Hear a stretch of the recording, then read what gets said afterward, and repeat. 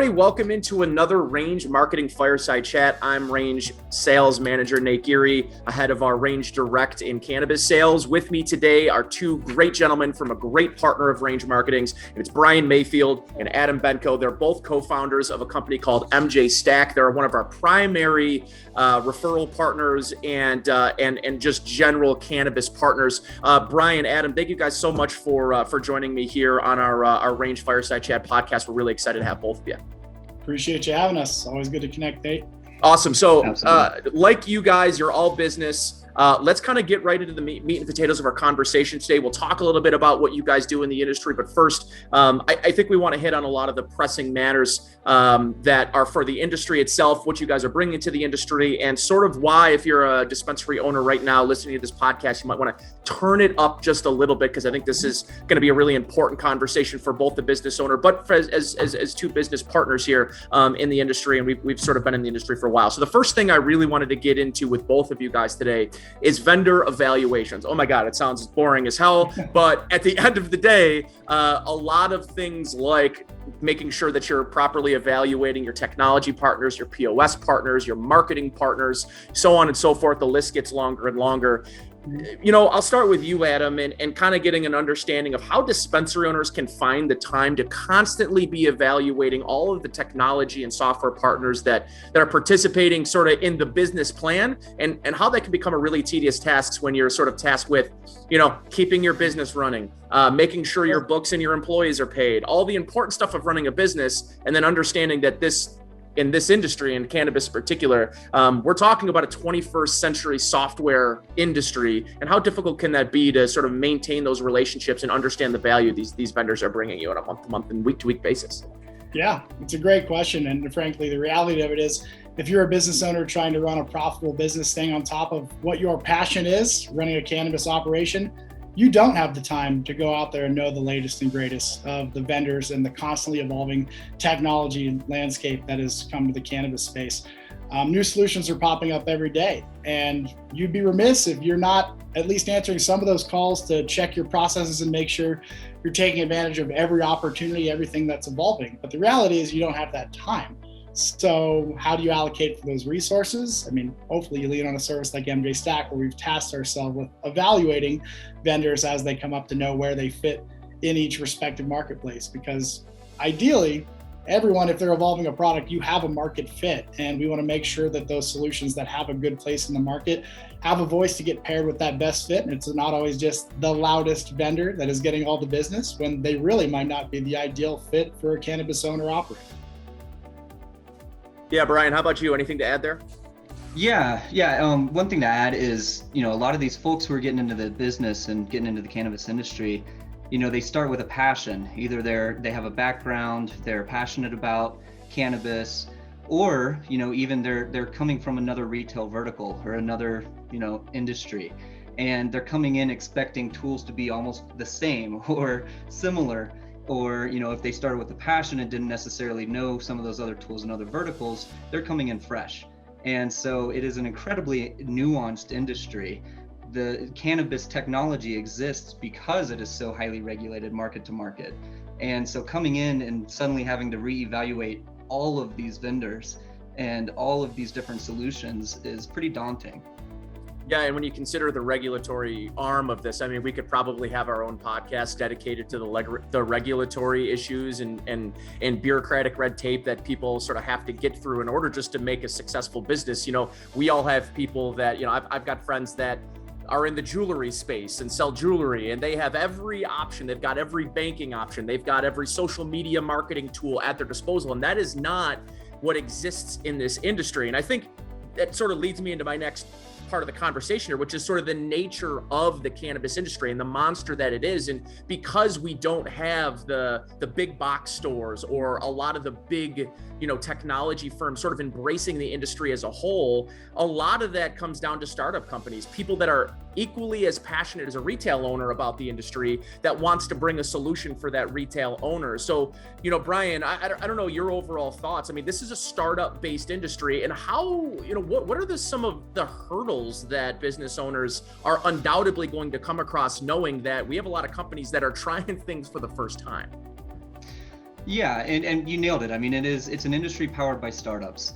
And, it is because a lot of the traditional software companies can't penetrate the market yet, whether it's because it's still federally illegal, their internal policies.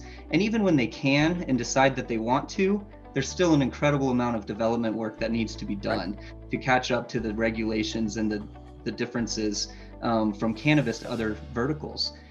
So we rely on startups who have been doing this for, some of them 6-7 years now, and they're still learning every day. So if they're still learning, even a company like, a pre-existing company, let's say like an Oracle or somebody like that, or even a Square, when they actually do penetrate, if they do penetrate cannabis, it's still going to be a big task for them. It's not going to be, hey, out of the box, here you go. Yeah. It's still going to be a lot of work. Adam, thoughts?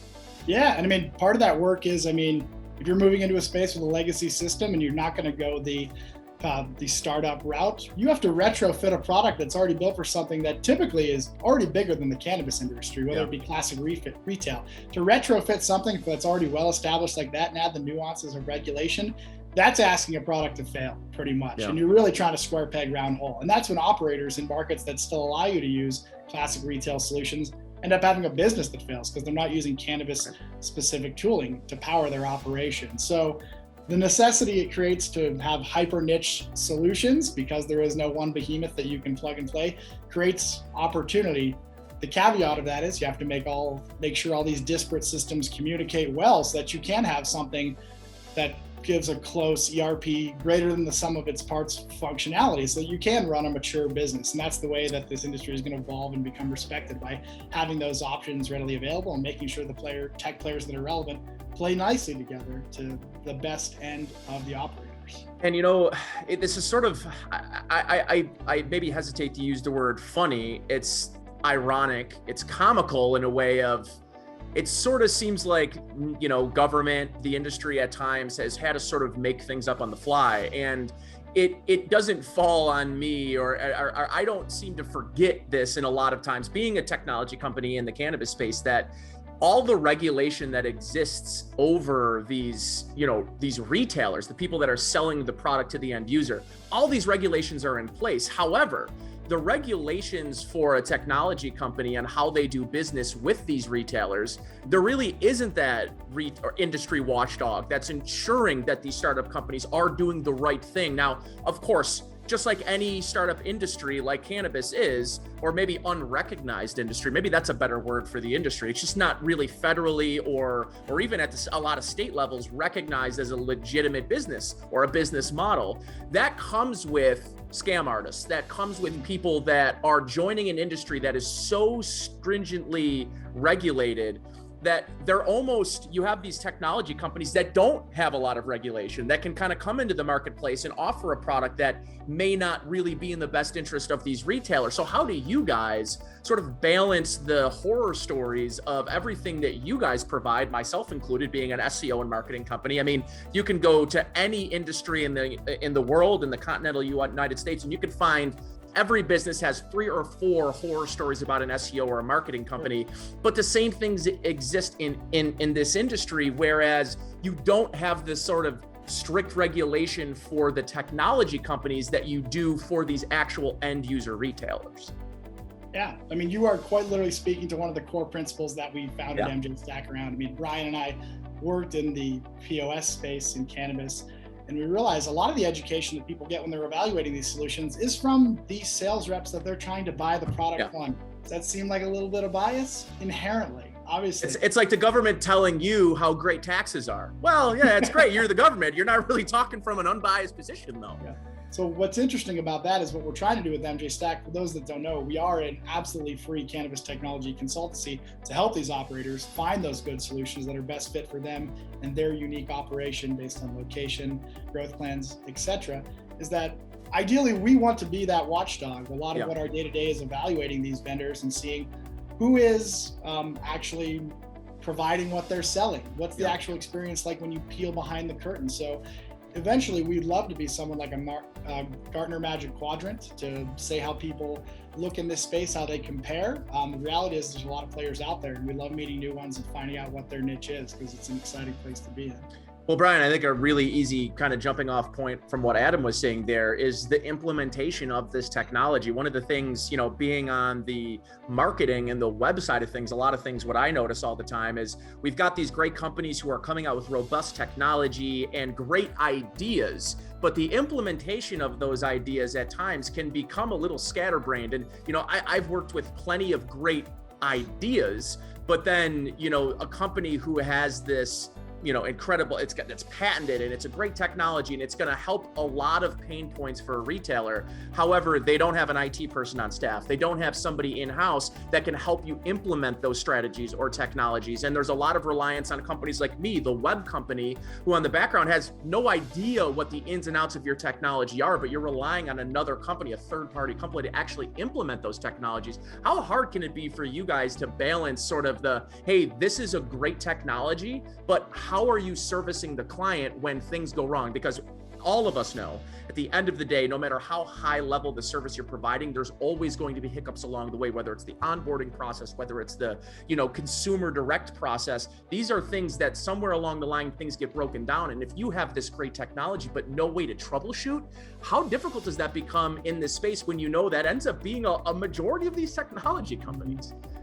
Yeah, and it can be incredibly difficult. You know, there are a lot of systems that just aren't built for certain markets. And it's really, you know, it's enticing for these startups to go spread into other markets. You know, they want to grow. Their whole goal is to grow. It's almost a race. You know, who can get as much market share as quick as possible. And that causes a problem because, you know, as going back to a previous point, there really isn't a ton of rhyme or reason as to why regulations are created state by state. And because of that, there are different regulations state by state, and even those regulations are changing every day. So, you know, you're relying on a startup solution or, you know, a big stack of startup solutions to make sure that they're paying attention to that, you're paying attention to that, and they're going to accommodate you. Now, that's not always the case. You know, it's a lot of times it's very difficult, and some of these solutions do not always keep up with current regulations. They don't always keep up with new business models, new industry models like delivery, or some of these new models that are being rolled out state by state. And yeah, it can be incredibly difficult. A lot of the implementation of these solutions falls flat, and it's very painful for people. So what Adam and I do often is we set expectations early and often of, hey, this might be a little painful to begin with, or even, hey, this might be a little painful to swap and replace. But, you know, here's the end game, here's the end goal. You know, this is a company that's going to be growing with you. They're not ready for you yet, but you guys are going to be growing together. You know, I think this is a great point because I often think about, you know, there are two types of owners in this industry. There's a startup owner, a guy who's maybe the doors aren't open to their dispensary yet. They're just getting in. They got the funding. They've got all the groundwork and the foundation in place, but they haven't quite opened the door. Those clients, those customers of yours, of mine, they are sort of our ideal client, right? Like the scar tissue isn't there. They haven't had bad experiences because they don't have the experience yet at all. Whereas a lot of these dispensary owners, listen, if we could come across every dispensary owner a month, 2 months, 3 months before they open the door, before they secure their license, I mean, us three would be living in our dream world, right? But that's not the reality. A lot of the folks that we're coming into and seeing are people that are desperate for results. They're desperate for a change. But the hard work, Brian, that you sort of mentioned there, I think is a really interesting point, because I talk to people all the time is, hey, I'd love to change my POS system. This POS system is the worst. I'm not going to call anybody out by name, but you know, everybody sort of knows there's those POS systems out there that everybody sort of goes to and flocks to. But hey, there are good salespeople out there that will sell you on an inferior product, and you know, you're 1-2 years in. How difficult of it can this process be, Brian, when you're already you're selling products, you're worried about revenue, to kind of stop and say, I need to halt what I'm doing and completely change and do a 180 with my POS system, my inventory management. Those are things that are very intrusive to your everyday business. So how do you, as someone that has to see and try to help these people, how difficult can it be to explain, like, hey, the best thing for you to do right now is change a POS system in the middle of a week where, you may need to worry about the revenue that you're generating in that given week.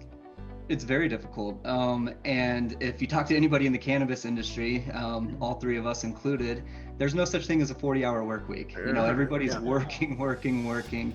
And so you're asking people to basically stop what they're doing, take time off, fundamentally change the way that they run their business sometimes, change their SOPs, make sure that their whole staff understands a new system. You have to basically import all new products, make sure it's speaking to your track and trace system that is state mandated. And yeah, it can be incredibly difficult. And what we do is we often point to the future. A lot of these folks are 1, 2, 3 locations trying to grow to 4, 5, 6, and if they're experiencing pain right now, it's going to be a lot worse as they get to 6. And we're often seeing people become a little complacent, not necessarily by choice, but just because they don't have the time, or they don't see that they have the time to do something about it. And we try to point towards that. We try to steer them down that path. Yeah, and Adam, that's a business model that precedes the cannabis industry, creating a technology that in the sales process becomes so complex that you really are relying on the transparency of the sales organization or the technology company providing you that service or that product, right? Because at the end of the day, if you believe in your heart of hearts that it's simply too difficult to move away, or it's too intrusive to your business or your day-to-day, you may end up staying with an inferior product that doesn't really promote scalability, just in the sake of ease of use, or just in the sake of this isn't going to interrupt my day-to-day business. And as someone who has to sometimes provide that bad news to a client and say, hey, listen, I know that this isn't the easy thing. I know this is not what you want to do 3 months before 420, and you're focused on setting yourself up for success for some of the busiest times of the year. Think about how much better you could be doing if you're not in the position you're in now. But the juggling act there, it doesn't fall on deaf ears for me, because I just know that working in sales for a long time, that part of the business model of some of these technology companies is to make it so difficult to leave that it doesn't matter how poor the product is, because of the sort of the ease of use or lack thereof of moving away to a better solution. Yeah, that is one of the hard and very fun things about what we do, because our position of being partnered with everyone that we evaluate, we're not a sales rep telling you talking trash on someone else. We're positioned to partner with everyone. Our goal is to genuinely better your business so that we can expand our brand and help other people and grow us. We can't do that if we're just giving biased information. So our agnostic nature really helps that message resonate when we do try to tell people that something that might be a really tough transition due to the technical debt, due to all the systems that you put in place that integrate to it, that us at MJ Stack might have to work around to make sure that we're piecemealing together a solution that's as frictionless as possible. That's the challenge of it. But the reality is, if you can't trust the information that agnostic service that you're not paying a dime to, that just has your best interest at heart, you're just not willing to accept change. So that's why we really like our position when we frame that conversation. And I think it sort of leads me to, listen, I think we're all a little exhausted of the COVID conversation. I know I am. I know my customers are. I know my customers are sick and tired of, listen, at the end of the day, I beckon to one of the largest corporations in the world, in Google. And Google has been doing a lot of fun things like, we would love to talk to you on the phone, but it's COVID. So, you're going to have to wait 6 weeks to hear back from us via email. But I do find that this industry was able to adapt very quickly when COVID hit. And it was one of those industries, I would be foolish, and I'm not here to tell you that this industry was not affected by COVID. Of course it was, every industry was. But I think the thing that, if you're in this industry, that you can be proud of is that the cannabis industry did a great job of quickly pivoting and quickly creating, a way to make sure that they could withstand a lot of the hardships that their business partners down the street and other industries were experiencing. Brian, for you, what has COVID taught you as by the way, a business owner of yourself in this industry, but B, someone who handles and works with these retail owners, on how things changed, how the industry pivoted, sort of starting back in March of 2020? Yeah, I mean, it shows me as a business owner, it shows me, speaking to other business owners and operators, like the absolute need to be flexible, the absolute need to have options at your fingertips. We work with a lot of folks who have retail specific or retail only brick and mortar shops, and we deal with a lot of folks who do retail and delivery, order ahead, and there are some markets that don't even have that. So cannabis did weather the COVID storm pretty well. The sales didn't really weren't that affected, as it was, deemed, what did they call it? Something like with the essential business. So we were an essential business, and I speak to a lot of folks who do have retail heavy operations that also offer delivery, and they did hurt on the retail front. So they were really focused on getting those tourist dollars, having an amazing shop, and suddenly they didn't have the foot traffic.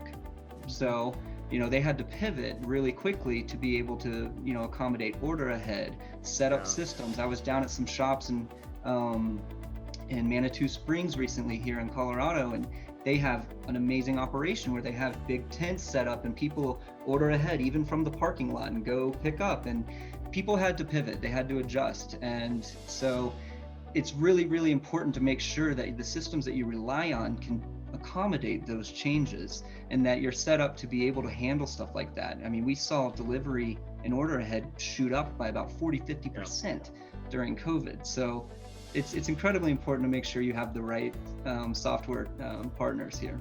Yeah, and Adam, as much as I'll give credit to the retailers across the country for being able to pivot so quickly, a lot of their ability to do so was also the technology sector of the industry's ability to say, listen, times are changing, consumer habits are changing, and it's not necessarily by, it's the demand of it, right? It's not necessarily organic.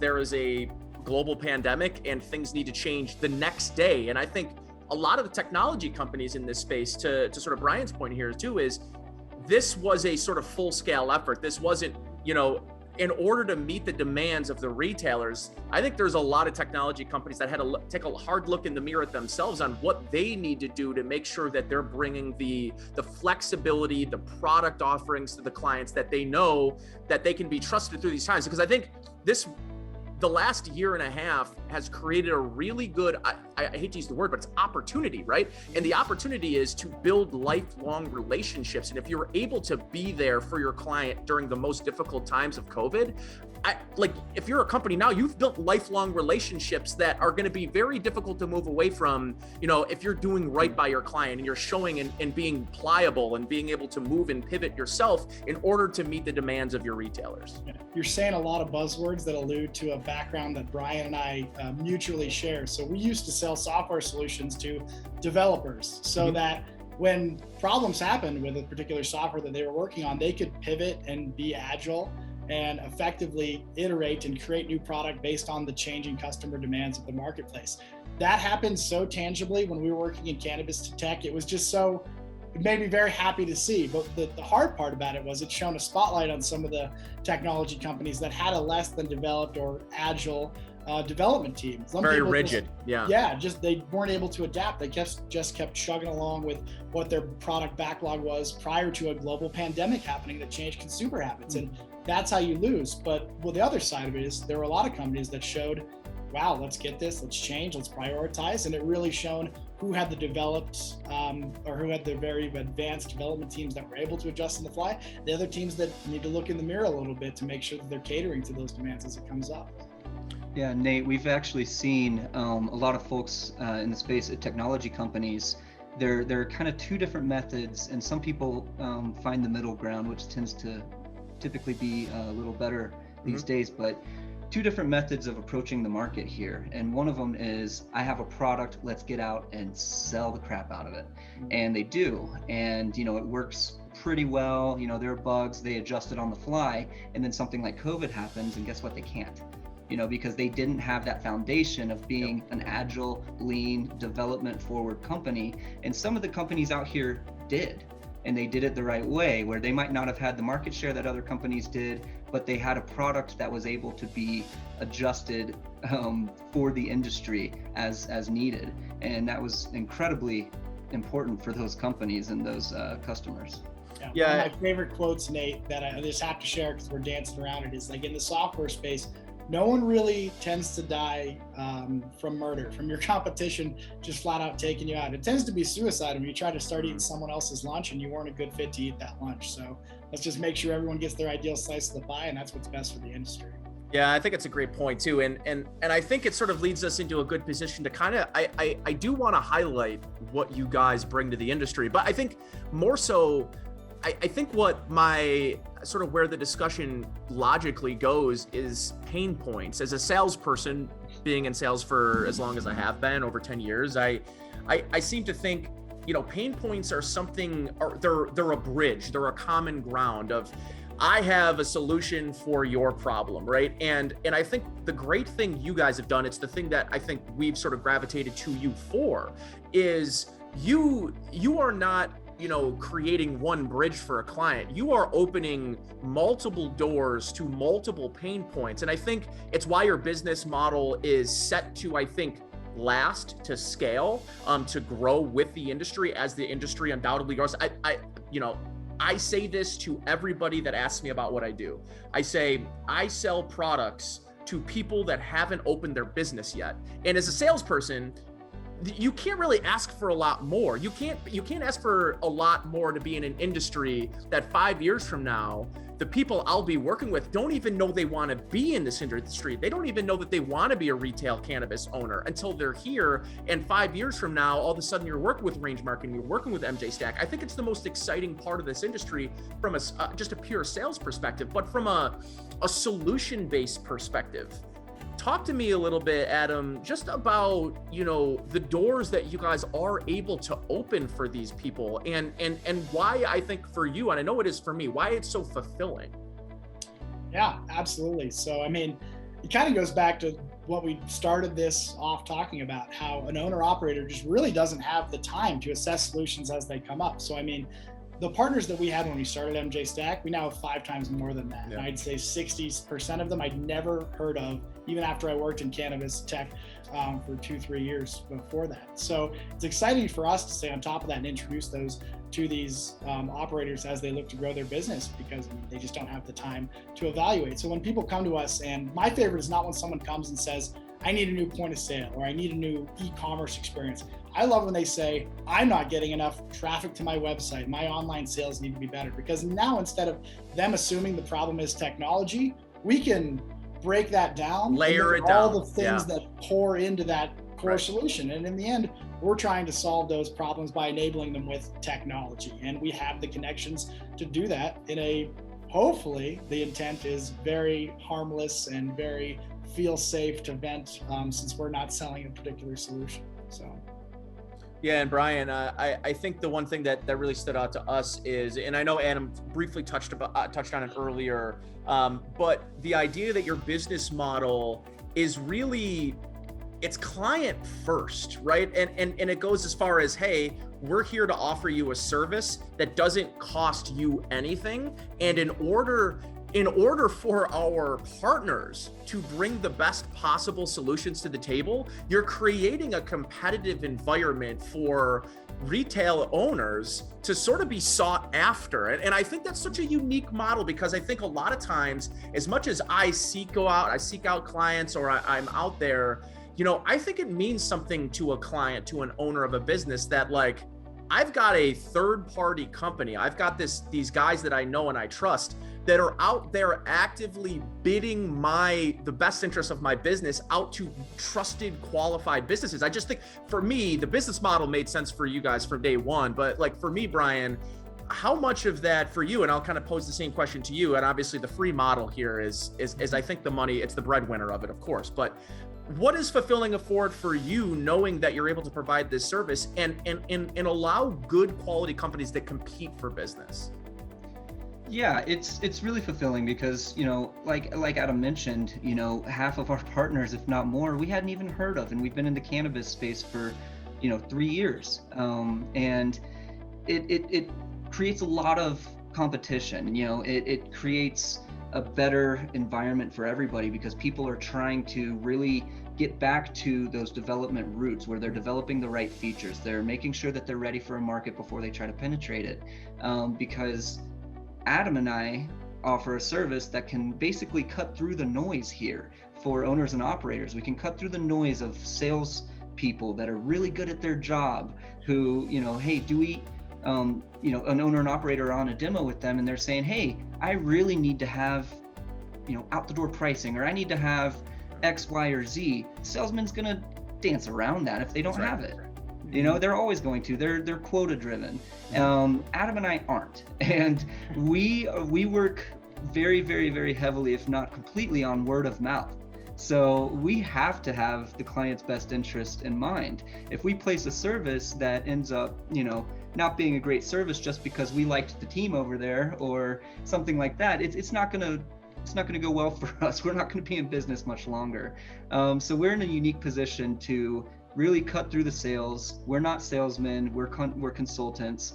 And so we can really make sure that we're evaluating the business and what they have in mind, what their goals are, what their needs are, and place them with the best solution.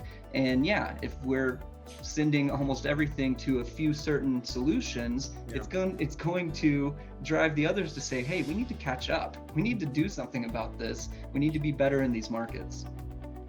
Yeah, and I don't know if you had anything, Adam, to add on that, because I've got a good in closing that I like to ask all of my guests on the show. I don't know if you had anything you wanted to add. Yeah, I was almost just going to give a little anecdote. One of the first people that we helped, we found them really early stage. It's a dispensary in Washington. I won't particularly name drop them, but if anyone wants to email us after, I can give you some data about this. But we found them very early stage, and we helped them build their entire tech stack, soup to nuts. I think we placed 8 different services, and they were a struggling business. And you can look at Washington sales data is public. They're doing around 190,000 a month in sales. A year after working with us, they're doing 4x that. And they've now acquired 2 other dispensaries. And right when they were about to acquire the other 2 dispensaries, the gentleman we've been helping out reached out to us, just like proactively thanking us, because he was a good client, because he admitted he didn't know the space, he didn't know what to evaluate. So he really appreciated us being his advocates, and it's obviously going well for him. So him just reaching out and showing that appreciation for quite literally a free service, didn't need to whatsoever, just like really made us realize what we're doing here is impactful. And I mean, it really makes you passionate about what you do when you have people appreciative like that looking out after you enable successful. We're creating sustainable growth. Like that number Adam mentioned, that 4x growth, it's sustainable. That's their month over month revenue now. Is 4x what it used to be, and it's pretty incredible to see those results. It's very fulfilling and satisfying for us to see another company succeed that we helped, and that's why we're in this. So I kind of like to end these by putting the goggles on and looking into the future a little bit here, guys. And where I want both of you to kind of just quickly touch on before we kind of close this out is 5 years from now. And I'll start with you, Adam. What excites you most about this industry and where it'll be 5 years from now? Maybe that's regulatory. Maybe that's personal goals. Maybe that's just your overall interest in the growth of the industry as a whole. I'll just quickly give you mine. I kind of, it's my saying, but it's just the fact that I get to work with people that are passionate about something that they want to leave another industry. This industry, cannabis, has a lot of defectors. It reminds me a lot of like the state of Florida, right? The state of Florida, everybody from Buffalo, from the cold Northeast states, the snowbirds, they defect in the wintertime. They like to go someplace warmer, right? And I think this industry is starting to become that warmer place for business owners that are sick and tired of corporate America sort of running them down. And I know that's a little cliche, but I think at the end of the day, what excites me is for the future is the freedom this industry is going to give everyday men and women to explore their dreams, to, allow their kids to have a good life and put food on the table. And I think that's what's most exciting for me. But like I said, Adam, I'm interested in sort of hearing, when you look 5 years down the line in this industry, what excites you the most? Yeah, I mean, so much of that answer is going to be driven by regulation, what happens. And we wish we had the crystal ball, but don't we all? Either way, change creates opportunity. And what I love about that is, there's no one that can just do the status quo right now and expect to be continuing to crush this industry and succeeding in their market. You need to adapt, you need to change, you need to stay on top of everything. So the fact that sitting on your laurels is not a recipe for success in this industry. Like, let's say federal legalization happens, but they still leave it up to states to dictate how they run it in each state from a compliance standpoint. That creates tremendous opportunity. You're still going to have a lot of bifurcated technology. You're still going to have a lot of disparate systems. So, I mean, one example of what may happen that I'm just like, in long and short, the ambiguity of what happens creates opportunity. And that is just really exciting for me and why I got into this space. Brian, how about you, man? Yeah, I think the most exciting thing for me is kind of what Adam alluded to is, in 5 years, I have no idea what this industry is going to look like. And that's exciting. You know, I'm at the edge of my seat. I'm constantly learning. I'm constantly adjusting. It keeps me energized. And I think a lot of people in this industry feel the same. I also think that it's great that a lot of states and a lot of markets are really pushing to make sure that, you know, your everyday, you know, mom and pop can penetrate this industry. They can open up a shop. They can actually run a successful shop and not get driven out of town by, you know, the Walmart of cannabis. Yeah. And we're seeing it more and more as this progresses. You know, there are certain regulations here in Colorado that are stating that the only people who can get delivery licenses are social equity applicants. It's super exciting. You know, it's awesome to see stuff like that happen. Yeah.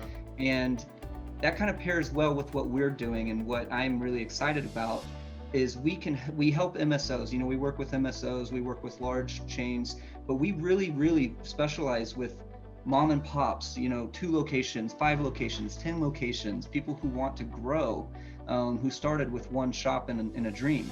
And we, with our free service, are enabling folks like that to compete at that high level of, you know, say the Walmart of cannabis, these big 40, 50 location brands who have all the money in the world to dump at their problems and figure it out. You know, they have resources to sit and do what Adam and I do.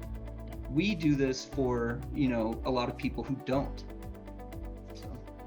I think that was really well said. Listen, Brian Mayfield is the co-founder and chief strategist at MJ Stack. Adam Benko, also the co-founder and head of partnerships over at MJ Stack, a very valued partnership for us here at Range Marketing. Guys, I can't thank you enough for hopping on and joining us on this episode of our Range Marketing Fireside Chats. I know this, and I hope this brings value to those listening that may own their own business. Hopefully you learned something today, and you can take away something and it's a principle of ours here at Range Marketing that we're constantly educating. And I know it's a principle that both Brian and Adam, they both live that same principle. So gentlemen, thank you so much for joining me. We really appreciate it. And we look forward to a really long, healthy business relationship as we continue moving forward in such a great industry.